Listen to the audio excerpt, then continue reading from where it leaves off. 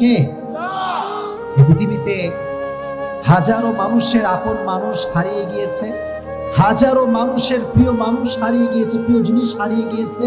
আর ইতিহাসের এই সব মানুষগুলো একটা বাক্য বলেই নিজেকে প্রশান্ত রেখেছে। বাক্যটার নাম হচ্ছে আল্লাহ ভরসা। সুবহানাল্লাহ পড়েন। আচ্ছা বলেন, সব বিষয়ে একটা বাক্য বলবো, আল্লাহ ভরসা। বলেন না আল্লাহ ভরসা। এই কথা যে বারবার বলতে পারবে যে আল্লাহ ভরসা, আল্লাহ ভরসা। আল্লাহ বলে, বান্দা তুই যদি বলতে পারিস, ওয়া মান ইয়াতাওয়াক্কাল আলাল্লাহি ফাহুয়া হাসবুহ, whoever trusts in Allah, Allah is sufficient for him।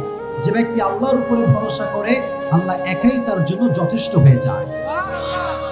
এজন্য আজ থেকে জীবনে না পাওয়া জিনিসটা কোনো টেনশন নাই, কোনো হতাশা নাই, কোনো অভিযোগ নাই, কোনো ছেঁকা খেয়ে বেকা হওয়া যাবে না। ঠিক কিনা বলেন?